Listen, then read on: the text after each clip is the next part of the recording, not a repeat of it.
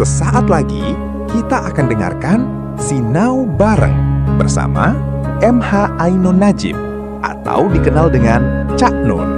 Selamat mendengarkan. Jokowi baik dalam arti apa yang Anda maksud baik itu? Apa mereka penjahat? Ya enggak. Apa mereka mencuri? Ya enggak. Mungkin ada kekeliruan-kekeliruan kecil, ada kerasuan-kerakusan kecil, ada kekalahan terhadap nafsu, ada rasa tidak tahu malu menawar-nawarkan diri, yaitu itu urusan lain. Kalau kayak kita ini kan, Anda kan enggak tega menawarkan diri toh. Gitu loh, enggak. Aku apik loh jadi presiden aku loh. Wis to, percaya kowe ya, aku sok blusukan aku. Gitu. Nah, ada yang enggak, itu kan soal enggak tahu malu gitu, enggak ada masalah. Tapi kalau baik-baik semua, masalahnya Mas, Indonesia ini tingkat komplikasi masalahnya sedemikian ruwetnya sehingga tidak cukup hanya dipimpin dan diatasi oleh orang baik. Nek wong apik tok malah Mas. Yo apik, kuat, sekti, ora iso ditembak, ora iso sedih, rada edan, wani nekat, karo Gusti Allah cedak, ngono Mas. Nek ora lengkap kuwi ora iso Mas.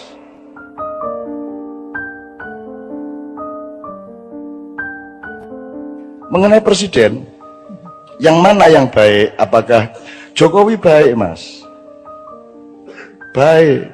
Prabowo baik. Sapa meneh liyane? Prabowo itu salah satu yang diperintah. Jadi ada beberapa satuan yang diperintah untuk mengantisipasi kelompok-kelompok aktivis pada tahun 97. Ya.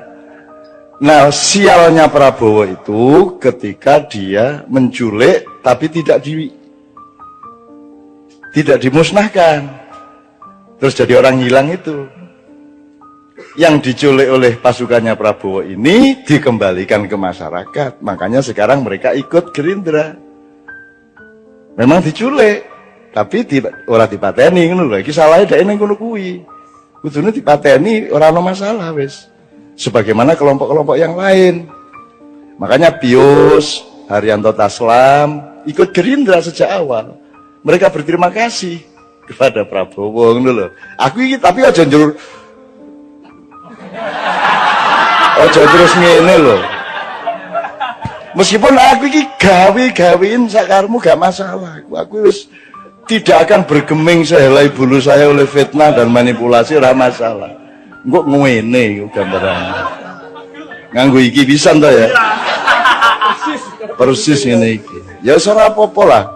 Kalau orang miskin butuh kiriman makanan kan wajar. Atau kalau nggak dikirimi makanan, ya makanan yang ada di tetangganya diambil, ya nggak apa-apa. Saya anggap itu kan karena saking butuhnya. Arep njaluk ora wani kan begitu. Ya wis ora apa nggon kono. Teman-teman bilang mbok dituntut, Cak. Lho nek aku nuntut orang yang Prabowo tak tuntut, sambrek tak tuntut. Semua yang saya alami di Indonesia ini tak tuntut kabeh wong dengan pasal apa? Perbuatan tidak menyenangkan. Endi sing nyenengno? Aku takon sing nyenengno endi?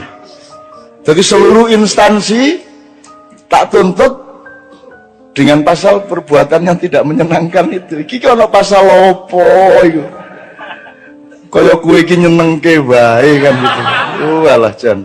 Ya wis ora apa-apa. Makanya kita ini kan ndak mau jadi Indonesia gitu loh. Kita tuh ndak mau jadi Anda nonton TV, Anda lihat apa itu kan kita tuh bukan ndak punya harga diri, kita bukan ndak punya nasional. Kita tuh mah ndak mau jadi orang Indonesia. Asal sudah bintang sinetron ini kudu mancung toh. Ya toh kudu mancung, kudu kuning, ya toh. Jadi kita tuh ndak mau jadi orang Indonesia di bidang apa saja. Politiknya juga ndak mau. Politik seperti Indonesia yang pernah dicontohkan oleh bapak-bapak, mbah-mbah kita kan ndak mau toh. Kan nggak mau kita. Sampai Sabrang tak kasih kabinet Mojopahit coba. Tak kasih daftar kabinet Mojopahit Sabrang itu. Lawyer iki apa cara Mojopahit itu? Saya kok kowe mau. Tak kasih tahu dengan bahan-bahan dari banyak teman, bahwa dulu KUHP yang pertama diterapkan pada sebelum Rasulullah di zaman Kalingga, sebelum ada Muhammad bahkan SAW ya, itu sudah ada 172 pasal hukum resmi. Dan di zaman Kalingga itu tidak ada orang nyopet, tidak ada orang mencuri. Bahkan anaknya Ratu Sima itu dipenggal kepalanya oleh ibunya sendiri. Karena apa? Asal-usulnya karena si anaknya ini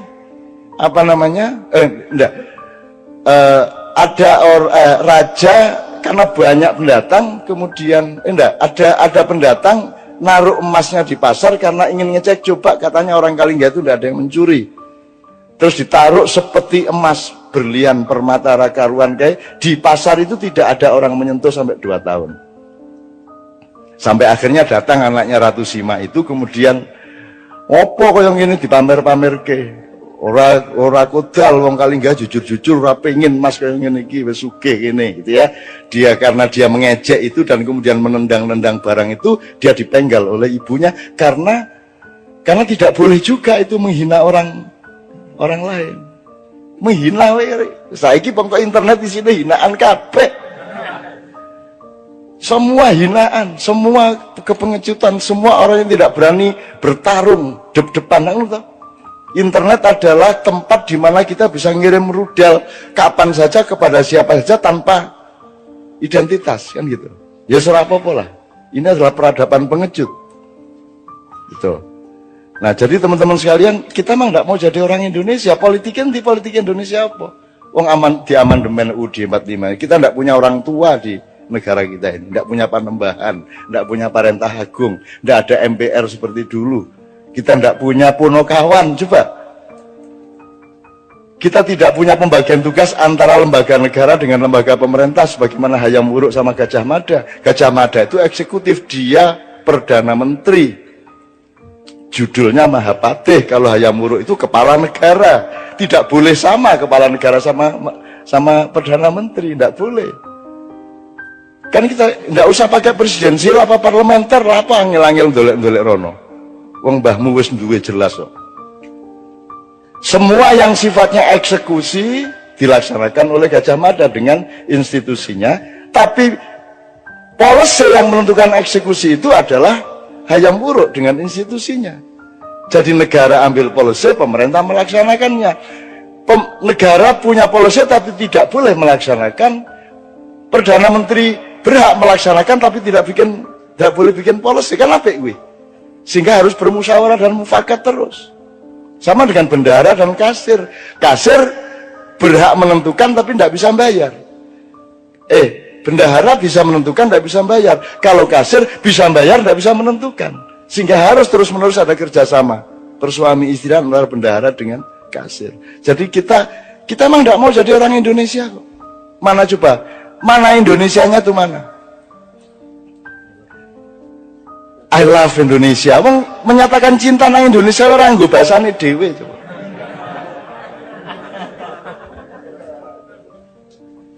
Coba piye kuwi? Yang saya temukan ya banyak Indonesia yang nyun sewu lah, aku ora pamer lah. Anda ini Indonesia. The Red itu Indonesia. Itu Indonesia. Ngono kuwi wong Indonesia ngono kuwi. Nek arep sadis kene tak dudui sadis, ya ta? Nek arep cuklek sikile kene, tak pecah. Diancam dicuklek sikile bul pecah kan wong Indonesia lah ngono kuwi. Arep menggok nengen liwat kiwa nyet ngono kae ta. Ah kuwi ta.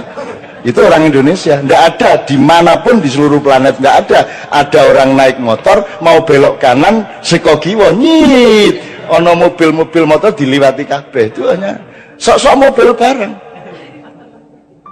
Mobil ya wani. Nyit ngene iki motornya wani.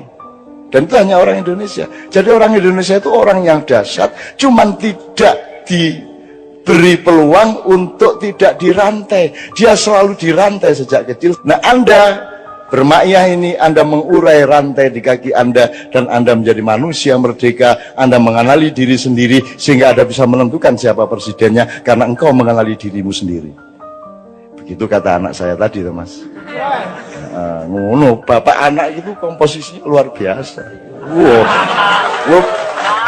Kowe ngerti piye carane angel iku ndidik anakku sehingga iso komposisi intelektual kaya ngono kuwi. Angel kuwi. Angel tenan kuwi. Tak sengsarake suwe kuwi. Tak buak nang Kanada atau tak tiliki ya. Biyen mau kowe ora iso bahasa Inggris ning luar negeri golek kos dhewe, golek kuliah dhewe ngono. Akhire nunut ning masjid ya ben wae. Ben wae anakku kok.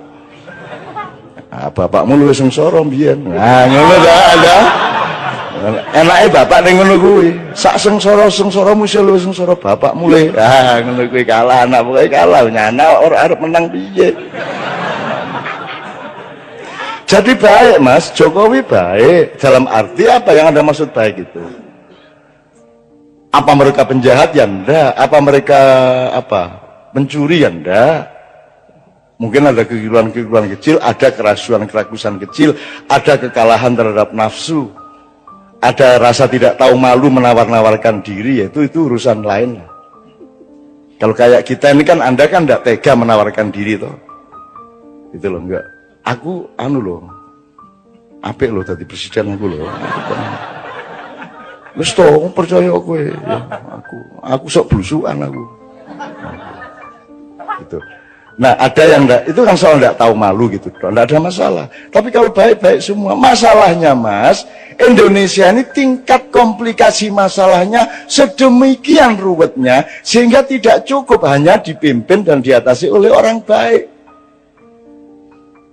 Nek wong apik tok malah Mas. Yo apik, kuat, sekti, ora iso ditembak, ora iso sedih, rada edan, wani nekat, karo Gusti Allah cedak, ngono Mas. Nek ora lengkap kuwi ora iso Mas. Nek kowe iso ditembak, kowe ditembak sedelat wae.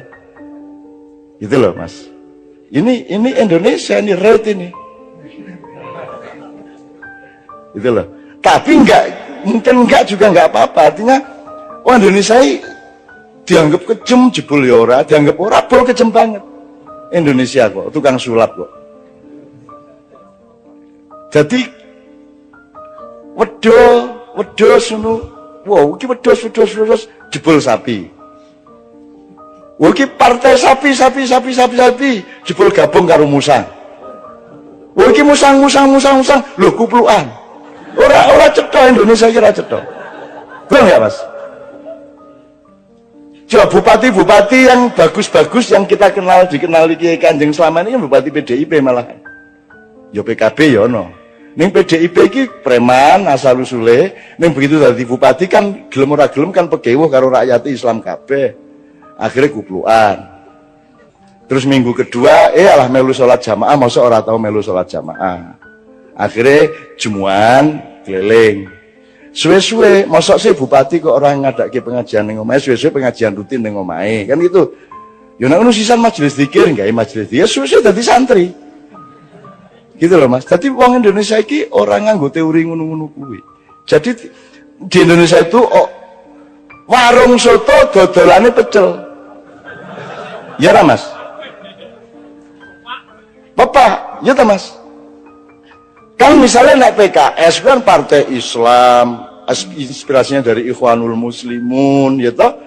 Berarti nanti akan mempresidenkan, mencapreskan orang yang memang karakter dan ideologi dan keislamannya yang memang kondusif terhadap PKS. Kan gitu kudune. Wong nek dodol soto ki ya, nek warung soto ya dodol soto. Saiki ora.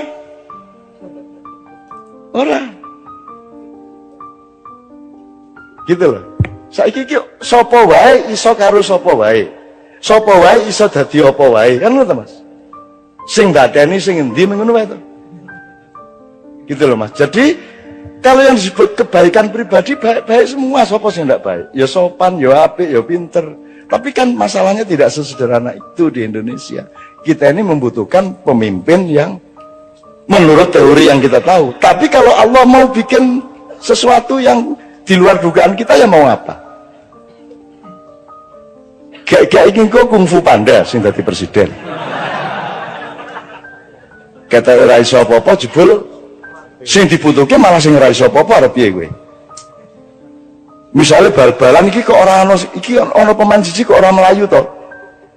Ning mlaku-mlaku sih pemain lawan kan bingung. Iki kok pemainnya ora tau nguber bal, ora tau dikai bal kan lawan bingung.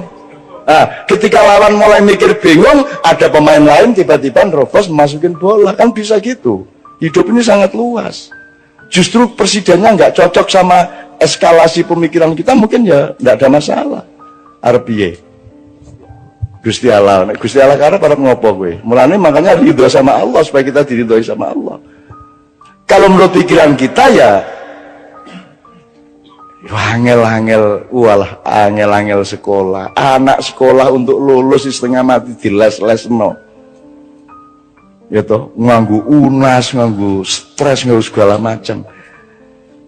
Ya toh Mas. Itu kan mergo menungso ki ana tataran-tatarane. Lah iki ora nggo tataran apa moro-moro ning dhuwur iki piye?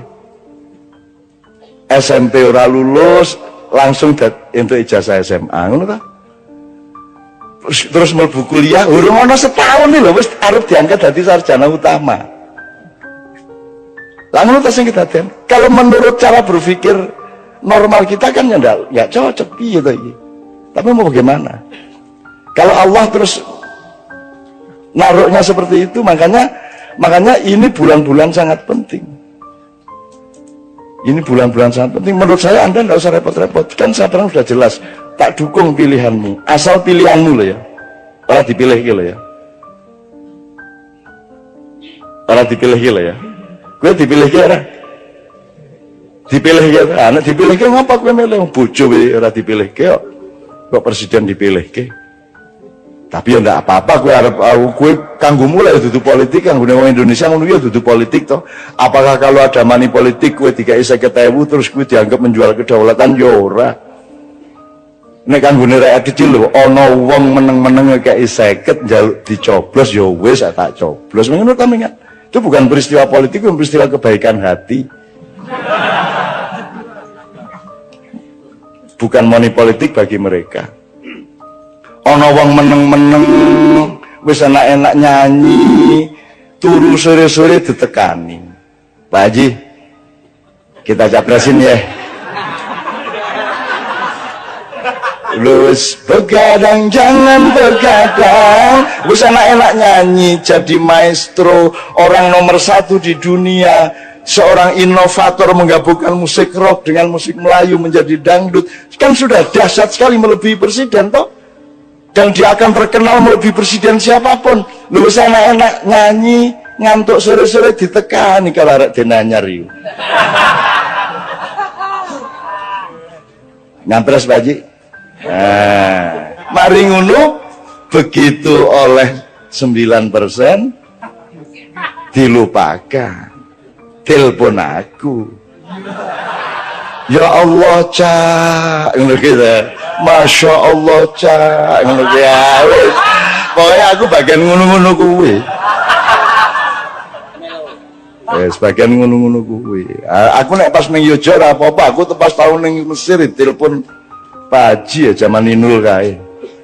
Aku pas ning Kairo ditelepon Masya Allah Cak, ini masalah Inul ini Masya Allah bangsa kita ini ya Allah. Kok begini tawa ngomong. Iya anak ini mau nangis Ustaz, Masya Allah. Soalnya ini di Kairo dan pakai jalan.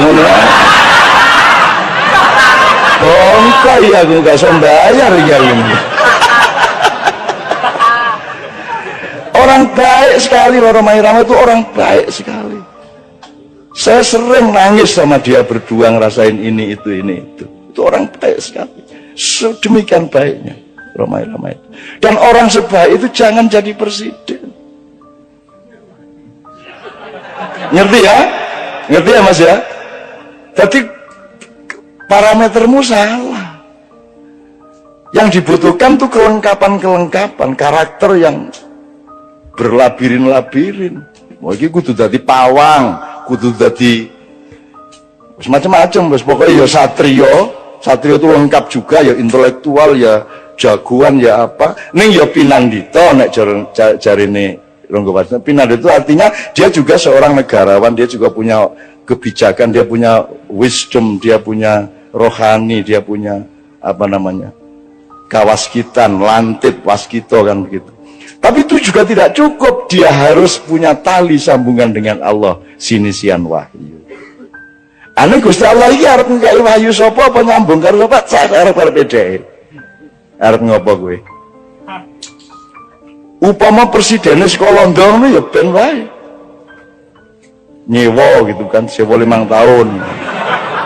Upamane njur rong sasi kok orang genah santet, ngono kan. Upamane loh ya. Jadi menurut saya Anda jangan jadi beban, semua itu jangan jadi beban. Andaikan pun Anda punya ketidakenaan sama kiri kanan ke orang nyoblos, ya wis kowe nang TPS coblosan sakarepmu. Kowe arep milih sapa kuwi padha apike kok. Padha wae. Nek soal mengatasi masalah, ora iso ngatasi masalah. Brang, tolong nanti kalau ada waktu ngomong mengenai konsep mudzakkar muannas, feminin dan maskulin, karena presiden Indonesia itu harus muannas, harus feminin, harus mau ditekan-tekan oleh Amerika. Makanya sebelum jadi presiden itu sowan ke kedutaan besar Amerika. Karena kita ini provinsi keberapa, negara bagian keberapa, Brang? Itu kalau Prabowo terlalu maskulin, tidak disukai, kan gitu kan? Dia maskulin, dia yang nek maskulin ini segala sesuatu sing menanam, yang mengambil keputusan dan menanam, gitu. Nek feminin itu yang ditanami, cetok gue, ngalami tuh gue. Kejaba imam ora paham. Nah, Indonesia itu kerjanya ditanami oleh infiltrasi pemikiran IMF, Yahudi apa saja, kita tinggal mau.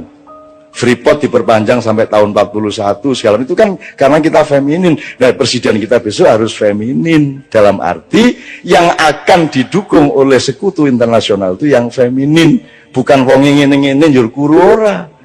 Feminin itu artinya dia tidak akan bersikap nasionalistik, dia tidak akan mengatakan go to hell with your aid. Amerika disetrika, Inggris dilengges. Nek wani ngomong ngono langsung disikat kowe. Iku zaman Bung Karno biyen. Makanya Bu Mega harus cari orang yang kayak bapaknya. Kalau ndak seumur hidup beliau akan menyesal. Karena bapaknya sudah menangis-nangis. Sekarang ini nun kanda nono anakku.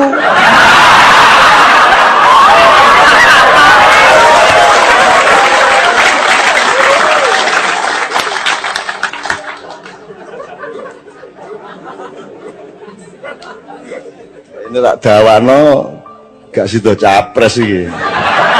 Ya tak omongno ndek ndi-ndi gak sido capres wis apik kabeh ya ini. Ini sekarang ini situasinya lebih berbahaya dari tahun 65. Dan sekarang pemetaan nasional itu persis 62, 63, 64. Aku ndak akan jelaskan nanti jadi fitnah. Anjane saiki kira betul-betul butuh perbaikan mendasar, ibarat mobil turun mesin Indonesia ini. Jadi kita punya problem besar dalam soal ketatanegaraan. Kita punya problem besar terhadap sah tidaknya akad nikah kita pada tahun 1945 dan 28. Kita punya masalah besar terhadap struktur dan etika pembagian kerja kenegaraan kita. Negara dan pemerintah tidak ada bedanya dan seterusnya. Bahkan dalam misalnya aku mau cerita kalau Pak Mas Didi soal MK tadi, tapi tidak usah saya ngomongin kapan-kapan aja. Tapi intinya kita punya masalah ekonomi, masalah kenegaraan, konstitusi, logika, nasionalisme, kita punya masalah. Beliau ini saiki dadi alang-alang, Pak Wesa. Alang-alang itu lah dianggap gak produktif. Kon tak kandhani ya. Nek Merapi kate meledos, kabeh wong di sekitar Jogja di lereng Merapi nandur alang-alang. Kok nandur alang-alang? Loh, pohon, tanaman yang punya getaran untuk menyelamatkan sekitarnya dari lahar dan wedhus gembel itu alang-alang. Dadi nek Merapi mulai ya apa, wong-wong nandur alang-alang, Pak. Jadi beliau bikin sanggar alang-alang itu untuk menghalangi segala kemungkinan kerusakan dan kemungkaran yang terjadi pada generasi muda dan anak-anak itu. Kemana? Kapan-kapan kita baca bukunya Mas Iman Budi Santoso, seorang sastrawan di Jogja, senior saya, mengenai pohon-pohon, mengenai nama desa. Nek Jombang ono jenenge alang-alang caruban.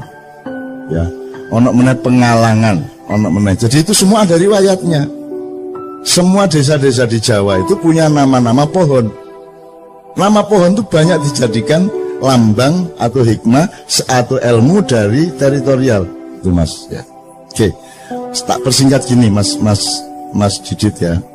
Saya sangat paham pemikiran Anda. Dan saya bukan tidak setuju.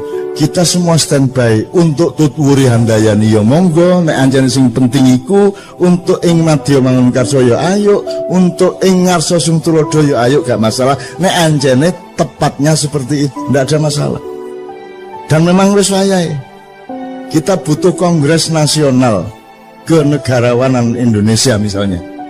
Tak ceritani ini. Tak mulai Pak Harto ya. Zaman Pak Harto jauh sebelum reformasi, jauh sebelum ada Rame-Rame di Jakarta, saya menerbitkan selebaran. Judulnya Kita Memerlukan Dewan Negara. TNI harus berpihak kepada rakyat. Yang nyetak Zaki, yang sekarang manajer Kiai Kanjeng. Zaki dicak iki wani ta ngomong ngene iki. Ya.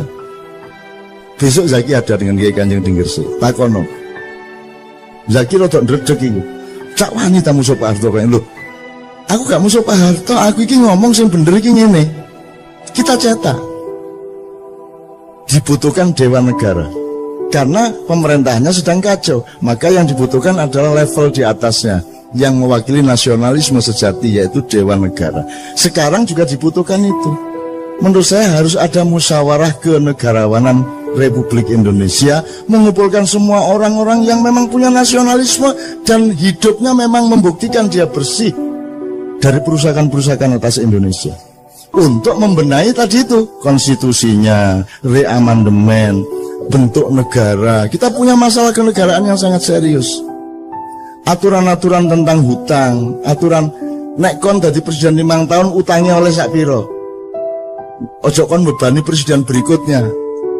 Harus ada etikanya, harus ada aturannya. Kan sekarang semua pada tidak tertata dan seterusnya. Jadi kita butuh musyawarah kenegarawanan. Ndak usah negarawan, cek gak cemburu. Musyawarah kenegarawanan Indonesia.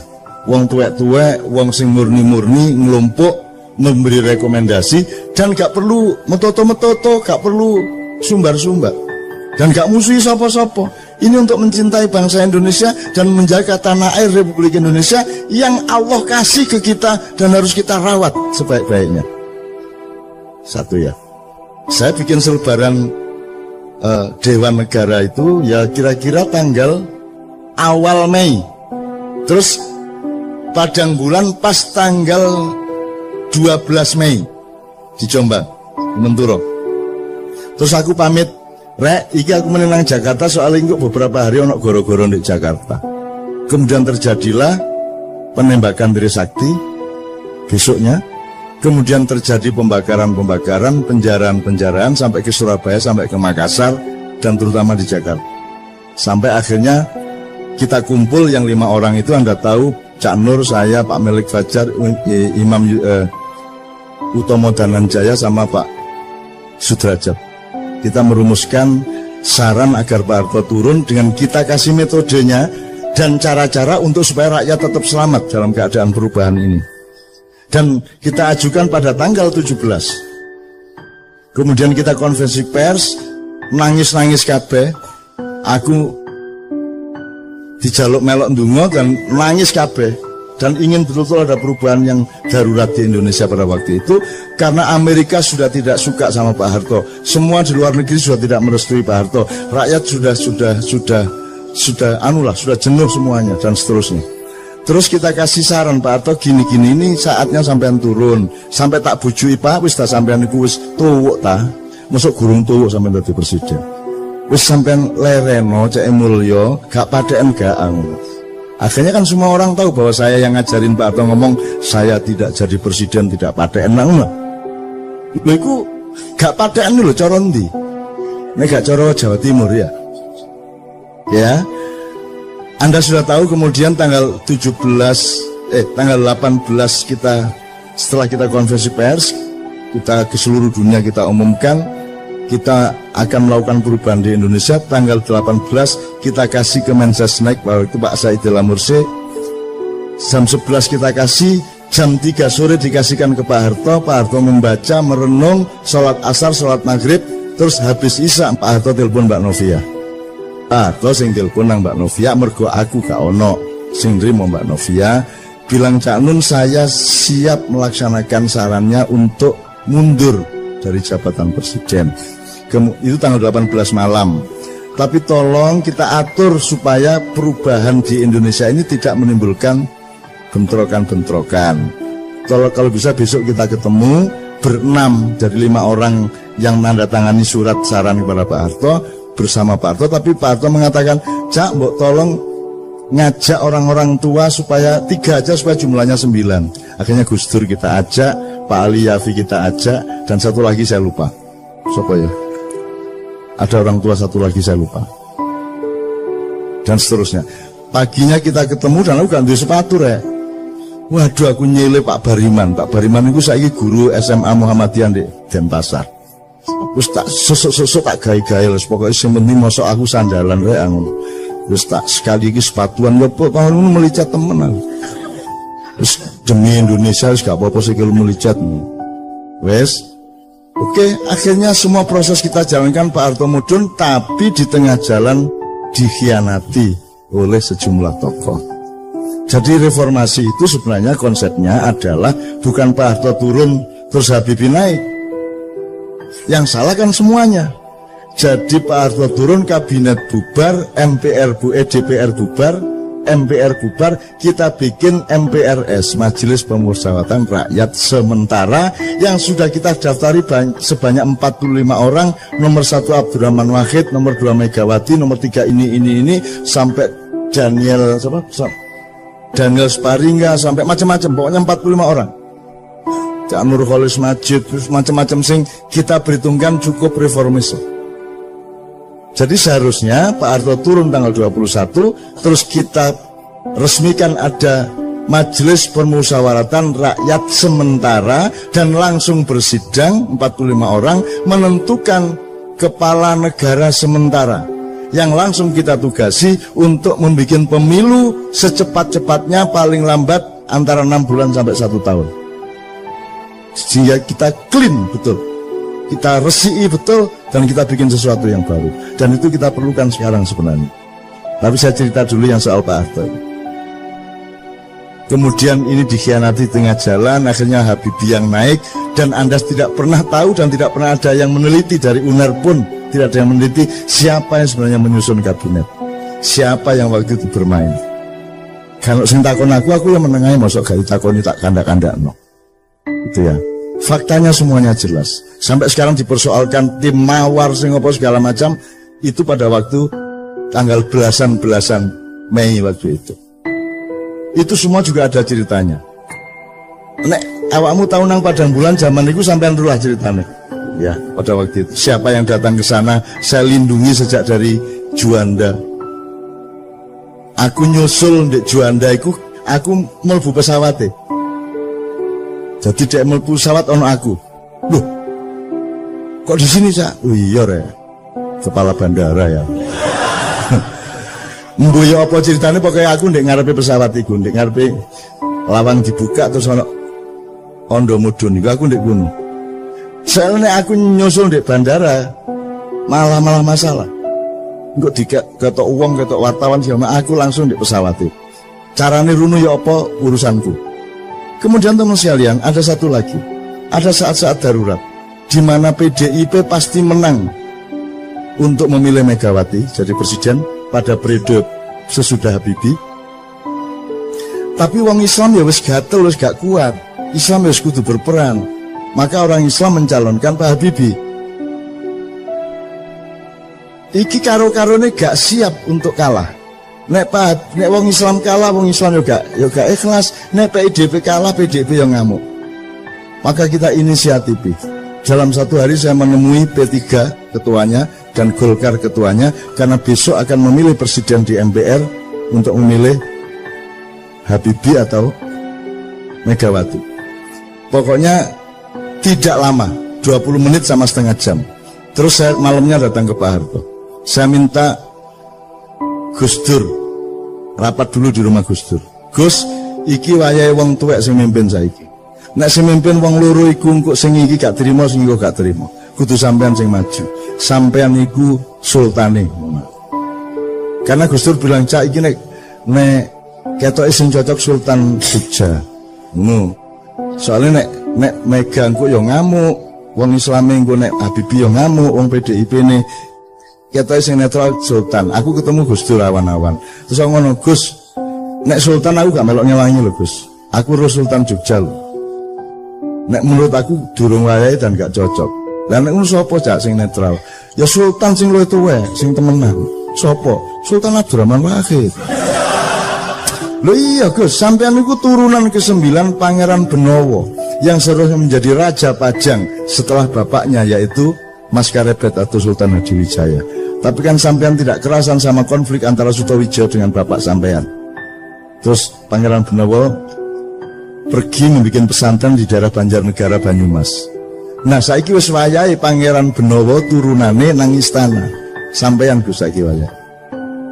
Tuh, sadurunge aku ketika dulu saya mau mengupacarai Pak Harto untuk husnul khotimah, wiritan, sholat di masjid DPR, kan gagal Mas. Gagal itu artinya aku gak, karena koran-koran memberitakan secara sangat dipelesetkan. Aku ngomong ikrar husnul khotimah, nah Islam pakai husnul khotimah itu konsep utamanya, tapi di koran nulisnya pertobatan nasional Soeharto. Loh, duduk pertobatan nasional husnul khotimah. Dan Allah yang nawari husnul khotimah itu mergo nek uangku ya elek barang, maka dikei akhir yang baik, husnul khotimah. Akhirnya aku muring-muring, pertemuan saya batalkan di DPR pada arek maknya wis ambrek teko ndek kono. Saya bilang sama wartawan, pertemuan saya batalkan, Pak Harto saya larang datang. Terus aku telepon Pak Harto di depan mereka. Pak, sampean gak usah rene. Sampean cukup wiritan sing iki karo sembahyang 2 rakaat saiki. Sembahyang duha jam 9 esok. Saudara, saya tidak akan adakan pertemuan karena Anda tidak percaya kepada proses ini. Saya persilakan Anda sekarang mengadili Soeharto. Kalau Anda berhasil mengadili Soeharto, potongan kupingku karo wedi aku. Waduh, nek iya temen gambe kuping gak aku. Tapi tak teka-teka ngomong, potongan kupingku nek kon iso ngadili Soeharto.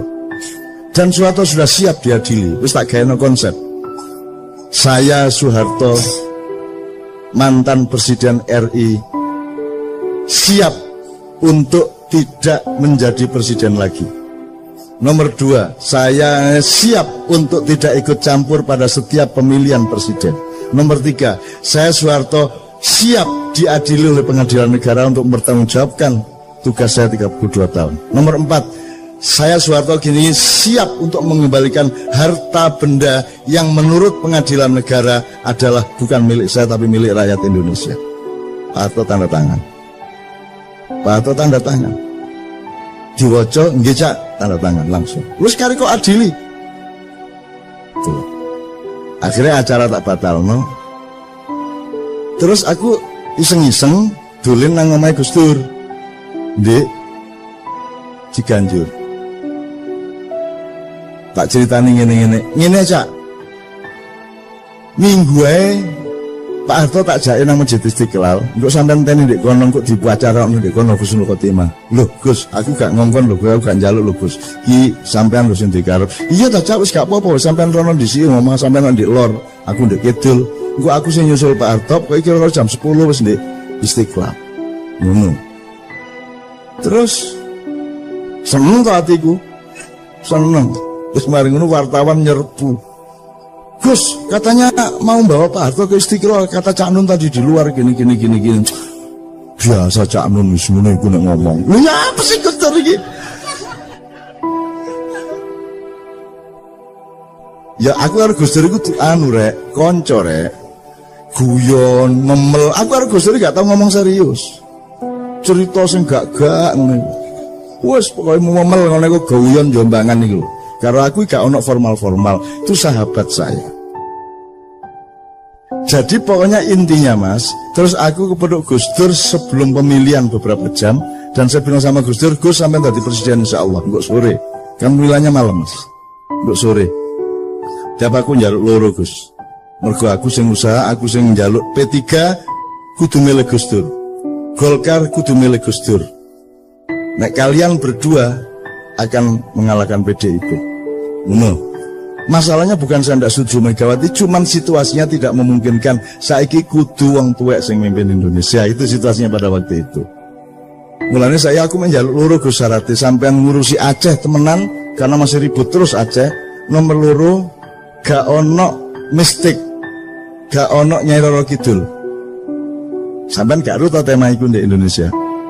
Nyai Roro Kidul ku ono terus, jek digawa-gawa terus. Tapi aku njaluk Gus Dur, Gus wis gak ono Nyai Roro Kidul. Terus Gus Dur jawab ngene karo turu Aceh gampang Cak. Gampang ya napa wong gak beres-beres. Macam-macamnya tak tabok. Gus Dur wenteng enek ngomongin. Terus Nyai Roro Kidul apa lho? Wis tak SMS wingi Cak. Ya apa ya? Ya apa Gus Dur? Wis tak di SMS ya apa? Tak kon jilbaban. Gus Dur iki lho, idene iki lho. Bayangno Nyai Roro jilbaban seluruh gitu. Imajinasi nerjik nakale wong ya Allah aku nguyu cekikan Gus sampean niku masyaallah. Wis nek swarga gak ono sampean lak gak enak swarga niku sangono. Wis sampean iki top wis ya iki bayangno Nyai Roro Kidul jilbaban niku. Dan seterusnya ya.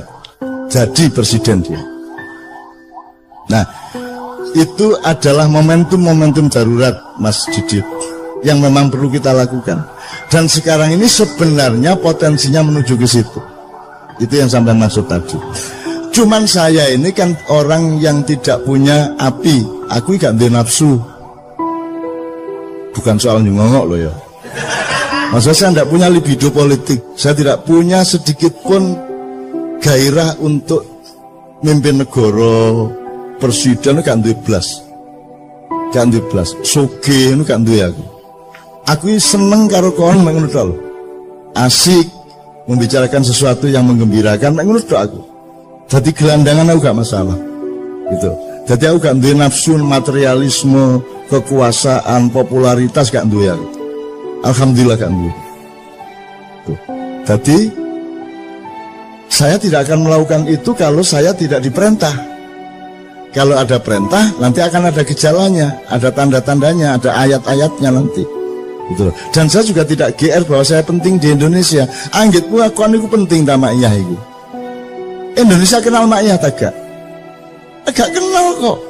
Ojo GR betul-betul koyo iya. Nah awakmu merasa api alhamdulillah, tetapi ojo merasa kon niku penting di Indonesia, wong aku gak penting kok. Aku ngomong titik keliru untuk mereka ngono wis dientekno aku diitik-itik kaya ngono iku. Untung aku hanya seekor semut dengan setetes air menuju Ibrahim kan gitu. Jadi teman sekalian memang sekarang sudah saatnya seperti itu, tapi sudahlah kita bersabar, jangan khawatir. Anggitmu kan Gusti Allah ta.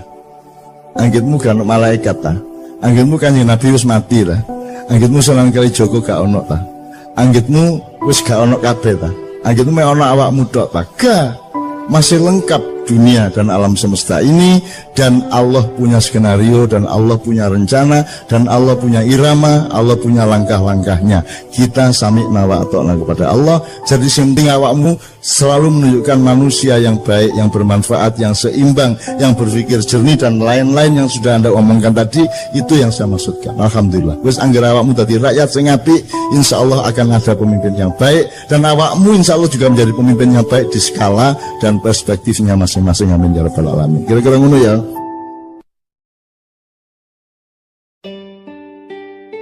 Saya punya beberapa pertanyaan, tolong dicatat. Kalau ada yang bisa menjawab sekarang, alhamdulillah. Kalau tidak, jadi PR bersama.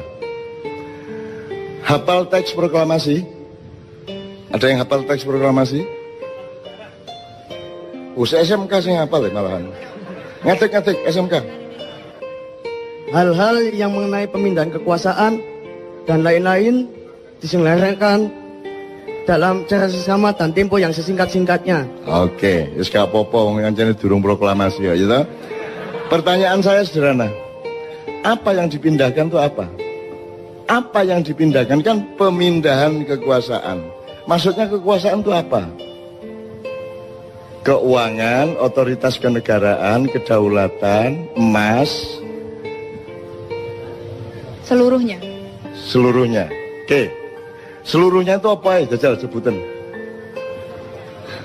Telu ae, telu. Kedaulatan, Ya. kekayaan, Kekayaan itu apa aja? aset bangsa, kebudayaan, semuanya yang ada di Indonesia. Termasuk aspek pembentukan negara yang termasuk dalam kekayaan negara. Terus sumber daya manusia. Oke, wes gak apa-apa wes. Sebelumnya dikuasai siapa memang? Penjajah Belanda. Oke. Dipindahkan dari siapa ke siapa? Pemindahan itu dilangsungkan dari siapa ke siapa? Dari konteks realnya dari Jepang ke Indonesia. Pernah terjadi. Kapan pemindahan itu dilakukan? Ketika proklamasi. Loh, kalau sudah dipindahkan kenapa pakai akan dilaksanakan secara seksama? Berarti belum dilaksanakan. Kan teksnya gitu. Betul nggak? Teksnya akan dilaksanakan secara seksama dalam tempo sesingkatnya sehingga ketika proklamasi belum terjadi. Kapan pemindahan itu terjadi? Kapan itu terjadi? Sopo nang sopo? Nggak harus dia bisa jawab sekarang. Itu takono presiden Musa itu ya gak iso jawab. Tenang aja, gak masalah. Aku mek ngelingno kon niku duwe PR serius. Gak iso Indonesia bangkit nek kon gak ngerti bayimu iku ya apa. Ngono ya. Tak baleni. Dari siapa ke siapa tadi ada yang bilang? Dari Jepang ke Indonesia. Pernah terjadi? Pernah terjadi ini? Pernah terjadi? Serah terima pemindahan itu? Saya belum lahir, Tak Nur. Lah. Anek jawabannya ngono. Iya, tadi kon kok sholat ping 5. Nah, kok jawabannya ngono meneh kon durung lahir ayo. Mbah Nun, Engko ya. Mbah Nun nun sewu, kula nderek tukar pikiran nggih. Iya. Terus ketika Jepang datang ke Indonesia, Jepang menjanjikan akan membantu proses kemerdekaan Indonesia dari Belanda. Sebenarnya yang mau dipindahkan kedaulatan itu dari Belanda ke Indonesia. Jepang itu janjinya mau membantu. Makanya dibikin BPU PKI, Badan Persiapan dan seterusnya. Oke. BPU PKI pada saat itu dia belum bikin secara detail negara ki koyo apa. Sing dibikin BPU PKI filsafat kemerdekaan. Sing dimaksud merdeka itu ya apa? Sehingga akhirnya tersusunlah proklamasi. Belum mikir undang-undang, belum mikir dasar negara, belum mikir struktur kabinet. Sing dipikir waktu itu BPUKI filsafat merdeka. Merdeka itu ya apa? Lah, setelah proklamasi Pak Karno matur tenggene teksin niku mau hal-hal di proses secepatnya dengan seksama. Hal-hal yang dimaksud itu banyak sekali. Bahkan sampai akhir ini belum terselesaikan. Jadi setelah Jepang selesai itu kan Jepang kena bom. Jepang wis putus asa katanya ninggalin Indonesia. Itu variabel. Maksud saya kamu tuh menjawab A dulu baru B. Ojo langsung kok ringkes kabeh. Jadi iku kedaden taga pemindahan itu. Pemindahan pemerintahan kedaden. Kapan? Terus di sidang PBB kan akhirnya Indonesia kedaulatannya diakui. Ya, tapi pemindahannya dari siapa ke siapa? Dari Belanda. Apakah Belanda pernah mengakui bahwa dia menjajah Indonesia? Belanda nggak mau mengakui, di PBB ya. Belanda nggak mau mengakui. Jadi ada terjadi pemindahan tagak, kayak kon nyerana motor nang koncomu lho, ono tagak. Terjadi apa tidak? Secara teknis tidak. Lah ya, tapi terus secara apa? Secara pengakuan internasional mengakui Indonesia merdeka. Ya. Asli deh Belanda dewe iki yo gak rela. Terus gaya apa tek iku man? Gawe tek iku mah pertama menumbuhkan filsafat kemerdekaan dan rakyat itu percaya Indonesia itu wis merdeka rek. Saiki Indonesia merdeka. Oke. Ngono. Oke. Begitu dengan ini saya menyatakan ya, Nggih. wis merdeka ta iku? Menurut pernyataan Pak Karno Wis merdeka. merdeka. Terus ono PR untuk memindahkan. Nggih. Nah, apa nih PR iku? Apa PR iku? Bukan kedaulatan, wis diproklamasikan kok ono PR, kok ono. Wis soal kedaulatan NKRI sudah beres dengan alinea pertama. PR yang belum selesai pada saat itu soal perusahaan-perusahaan Belanda, soal wilayah Ya, oke. negara Indonesia. Ya. Dan terakhir yang dipermasalahkan Belanda, utang-utangnya Belanda kok nyauri Indonesia. Ya. Saiki sudah dilaksanakan belum pemindahan itu? Secara teknis Belanda belum. Tadi gurung beres iki kemerdekaan. Gorong beres, nasionalisasi perusahaan-perusahaan sebenarnya Oke. belum beres. Jadi kon kok mantep urip Indonesia wong nikah ya gurung beres kok. Wong iki apa akad nikah gurung beres kok. Kok semua duwe anak sauno kae iku lho. Itu yang saya maksud, itu adab yang belum beres sejak awal berdirinya NKRI. Kontroversi pendapatnya monggo ndak ada masalah ya, tapi ada yang belum beres dengan pemindahan kekuasaan. Nanti salah satunya tercermin pada pertanyaan berikutnya. Jadi ya, jadi ndak pernah terjadi toh itu. Tidak pernah terjadi. Haya wes. Jadi kon ojo meneh GBHN, ojo meneh Pancasila, ojo meneh aturan-aturan. Wong proklamasi lho gurung dilaksanakno. Ya tak gak? Nggih. Proklamasi lho gurung beres. Presidenmu kate 30 meneh. Nek akad nikahe gurung jelas, wis gak beres-beres. Makanya semua presiden yang ingin jadi presiden pahami dulu Indonesia ini siapa, urusannya gimana, yang PR-nya apa, yang belum beres apa, pahami dulu, baru bagusi mencalonkan diri jadi presiden. Kita betul. Itu loh. Jadi aku setuju pendapatmu kabeh, tapi yang saya maksud adalah ayo didandani sik teko awal rek. Ngono lho. Wong iki gurung beres sejak awal kok. Ya oke. Misalnya pada pernyataan berikutnya nanti Anda benar-benar dicatat aja berikutnya. Ini tak pencoloti supaya nyambung dengan Anda. Siapakah pemilik sah tanah air? Tanah dan air Indonesia beserta isi dan kekayaannya sebelum 17 Agustus 45 dan sesudahnya. Siapa yang punya? Hakikatnya Indonesia yang punya Gusti Allah. Hakikatnya. Iya. Wassalamualaikum warahmatullahi wabarakatuh. Secara zahir sebelum kemerdekaan Indonesia dikapling sama Belanda, berikutnya Jepang. Loh, Secara zahir, secara batin Indonesia ki melike Gusti Allah, ngadewe iki gelandangan gak duwe apa-apa asine nang Loh. Indonesia iki. Jadi secara sepihak ini mengklaim loh miliknya dia. tanda bahwa kita betul-betul belum mengerti Indonesia. Sing jenenge milik itu kan saiki kan IMB, apa jenenge sertifikat. Ya, itu berlaku setelah kemerdekaan. Ada undang-undang tanah yang baru. Jelas ya? Sadurunge kemerdekaan niku dak sapa lemah iku misale saiki sing ndek Jogja wis sing digawe stasiun kereta. Ya. Ya tanahnya keraton. Nah, tanah keraton. Saiki sing tanah sak Indonesia iki dak sapa? Tanah sak Indonesia. Ojo ngomong Gusti Allah loh. Pada zaman